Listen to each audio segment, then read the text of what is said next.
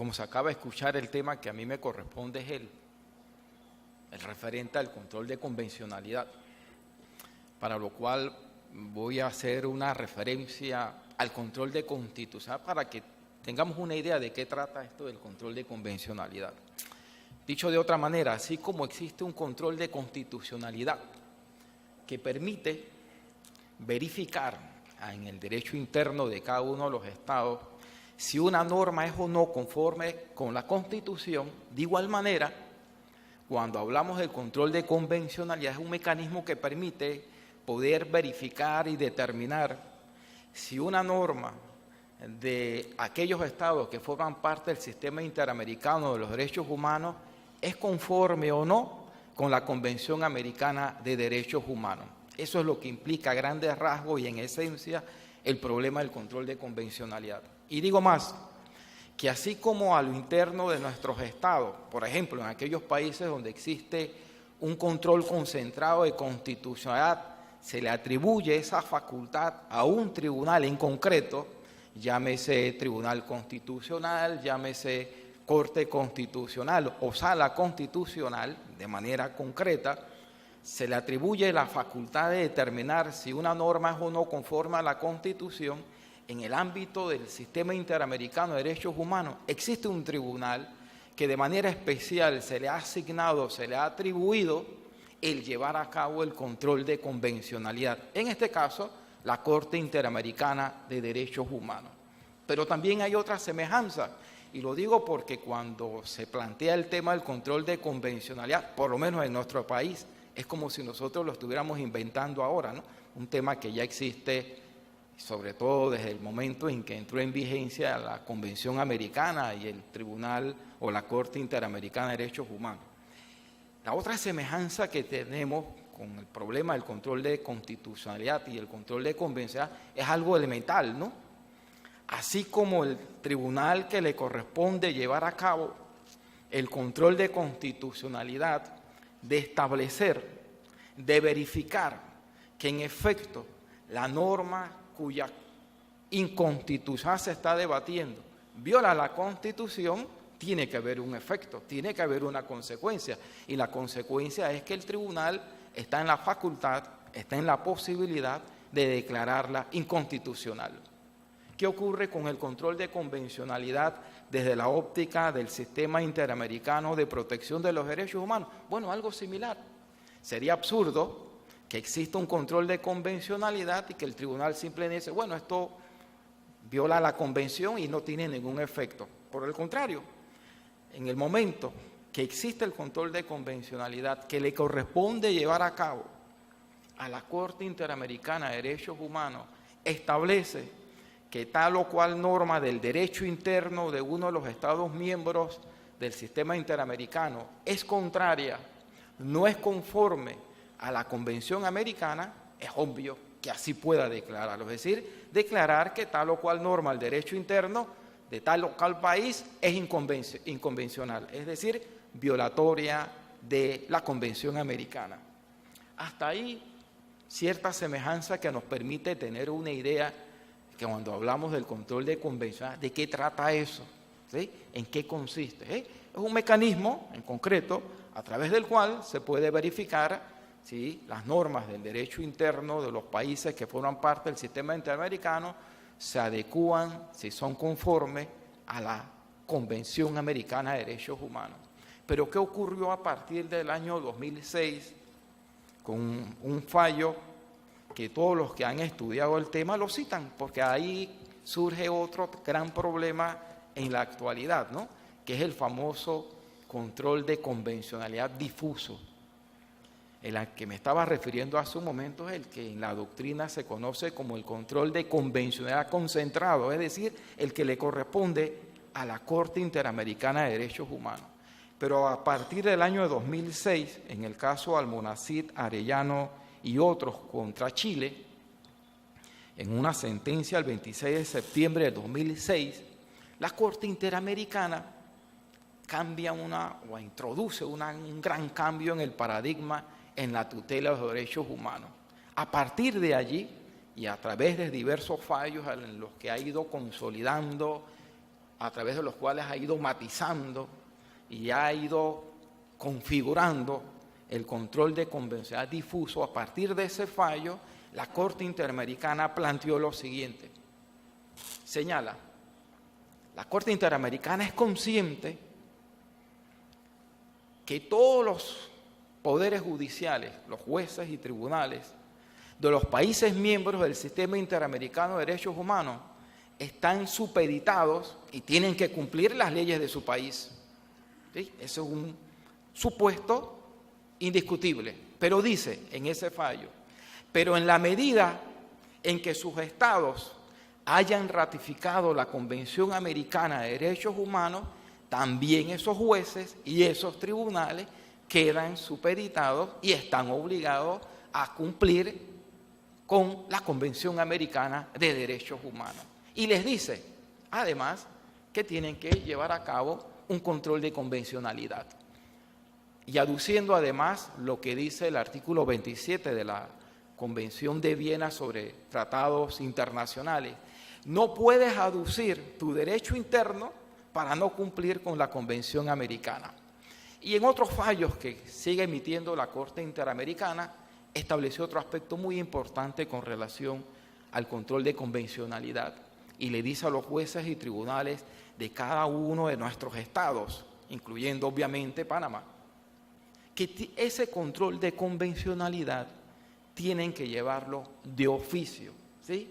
Dicho de otra manera, no espere que alguien se lo reclame, no espere que alguien se lo solicite. Usted está obligado en el ejercicio de sus funciones a tutelar los derechos humanos y por lo tanto tiene que verificar que en la causa que usted conoce no se desconozca lo que se establece en la Convención Americana de Derechos Humanos. Y surge allí lo que en la doctrina actualmente se conoce como el control de convencionalidad difuso. Dicho de otra manera, así como existía el control de convencionalidad concentrado en la Corte Interamericana de Derechos Humanos, a partir del año de 2006 existe también el control de convencionalidad difuso, que corresponde a todos los tribunales, a todos los jueces del derecho de cada uno de los Estados miembros de la Convención Americana de Derechos Humanos. Y esto desde luego trae como resultado lo que también en la doctrina se señala en el sentido de que a partir de ahí todos los jueces y todos los tribunales también son jueces y tribunales de la Convención Americana y por lo tanto tienen esa condición. Y esto tiene una gran importancia por todo lo que se ha debatido alrededor de este tema del control de convencionalidad. ¿En qué sentido? Y tiene unos principios que son evidentes, ¿no? Por lo menos yo lo veo desde esa perspectiva. Desde el momento en que un Estado ratifica un tratado de carácter internacional y sobre todo derechos humanos, se parte de un supuesto. El supuesto es, lo estoy ratificando porque voy a cumplirlo, voy a acatarlo, no tiene otro sentido. A pesar de que a veces da la sensación que los convenios en materia de derechos humanos o los convenios internacionales se aprueban en bruto, ¿no? Los mandan ahí y se aprueban en bruto. No, cuando se aprueban, cuando se ratifican, que es el término correcto, tiene una consecuencia relevante para cada uno de los estados. Y desde la óptica de nuestra Constitución, la respuesta la da la misma Constitución, desde el momento en que se señala que Panamá acata las normas del derecho internacional. Y en la medida en que se ratifican, estamos obligados a cumplirlas. ¿Qué trae como resultado en la práctica de los tribunales y de los jueces de nuestro sistema, de nuestro derecho interno? Que en el evento en que el ejercicio de sus funciones se encuentren que una norma que va a aplicar en una causa y que la requiere para resolverla, si esa norma de su derecho interno es contraria a la convención, no la puede aplicar. ¿Qué es lo que tendría que aplicar? La Convención Americana. Pero además, ha dicho la Corte Interamericana, que además de la convención, tiene que aplicar la jurisprudencia que ha ido emitiendo la Corte Interamericana en la medida que ha ido interpretando la Convención Americana. Dicho de otra manera, es lo que en nuestro derecho interno y en otros países se habla del bloque de constitucionalidad. Bueno, también existe un bloque de convencionalidad, ¿sí? que es la convención más la jurisprudencia, aun cuando también la Corte Interamericana ha reconocido que también lo integrarían todos aquellos tratados y convenios en materia de derechos humanos que hayan ratificado los Estados miembros del Sistema Interamericano de Derechos Humanos. Entonces esto cambia una gran concepción. ¿Qué ocurre si la norma que no se adecua a la Convención Americana no es una simple ley, no es un simple decreto, no es una práctica que se lleva a cabo en la administración del Estado, sino la misma Constitución? ¿Qué ocurre en este caso? Que es donde está lo polémico del control de convencionalidad. Bueno, en un famoso caso que se ha denominado la última tentación de Cristo, yo no sé si ustedes recordarán que hace muchos años, en la época de la dictadura, cuando se iba a proyectar esa película, pues se censuró, ¿no? Por el mismo tema, ¿no? Que además esa película se hizo en base a una novela que en Panamá se puede comprar y el que la quiera leer la puede leer. Pero el tema creó polémica. Bueno, en Chile, cuando planteó un grupo de chilenos proyectar la película, fue objeto de censura. Y tenía un sustento en la Constitución de Chile en ese momento, ¿sí?, que permitía la censura previa cinematográfica, ¿no? Y traía como resultado que se le impidió que esa película fuera proyectada en los cines chilenos. Las personas que querían proyectar la película agotaron todas las instancias y ningún tribunal le dio la razón, sino que sustentaban lo que se señalaba en la Constitución chilena. Bueno, ese caso termina en la Corte Interamericana, después de todos los trámites que están previstos en la Convención Americana, termina en la Corte Interamericana. Y la Corte Interamericana, en ese fallo histórico de gran relevancia, acredita la inconvencionalidad de la Constitución, en ese artículo en específico de la Constitución chilena. Y cuando condena al Estado chileno, le impone o le señala, le establece que esa norma tenía que ser reformada para que se adecuara a los estándares de protección de los derechos humanos. Y en ese fallo le dice, tienes 6 meses y tienes que rendirme un informe, qué medidas has adoptado para adecuar esa norma a la Convención Americana. Y el Estado chileno, signatario de la Convención Americana de Derechos Humanos, reformó la Constitución, eliminó ese aspecto que permitía la censura previa y adecuó, ¿sí?, la Constitución a los estándares previstos en la Convención Americana de Derechos Humanos. Que este es un tema polémico, obviamente que es polémico, ¿sí?, sobre todo cuando tenemos esa concepción que viene del siglo, de la Edad Media prácticamente, de la soberanía de los estados, ¿no? Ese tema de la soberanía arranca de la concepción de la soberanía del monarca. Y todavía hoy día nadie discute, yo sería el último en pensar que los estados no tienen soberanía. Pero aún a lo interno de los estados están limitados por su propio derecho.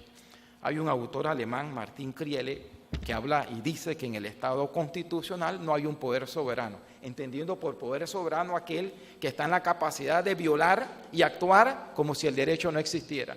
Ningún Estado, por lo menos mientras tenga constitución y se quiera llamar Estado constitucional, tiene un poder soberano como tal, es un poder que pueda actuar sin tener en cuenta su propio derecho. ¿Por qué digo esto?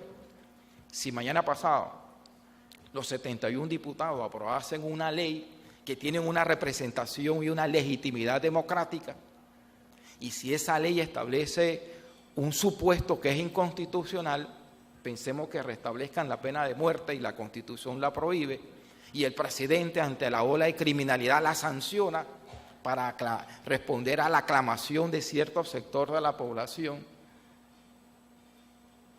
¿qué trae como resultado? Que cualquiera de los que estamos aquí puede demandar esa norma aprobada por la Asamblea ante la Corte Suprema de los 9 magistrados, y es probable, yo no puedo decirlo por adelantado, es probable que los magistrados al confrontar esa ley con lo que dice la Constitución la declaren inconstitucional. Y por lo tanto no es un poder soberano, es un poder limitado, ¿sí? Tiene que adecuarse a lo que dice la Constitución. Bueno, esa idea más o menos es lo que está implícita en el problema del control de convencionalidad, que la soberanía del Estado es tal en la medida en que no desconozca la Convención Americana, en la medida en que no violente los derechos humanos de todas las personas. ¿Qué es lo que se persigue a través de este aspecto del control de convencionalidad? Que independientemente de su nacionalidad, independientemente de su condición, donde usted se encuentre y ese Estado de nuestra América es signatario de la Convención Americana, se le va a tutelar su derecho independientemente de donde usted se encuentre.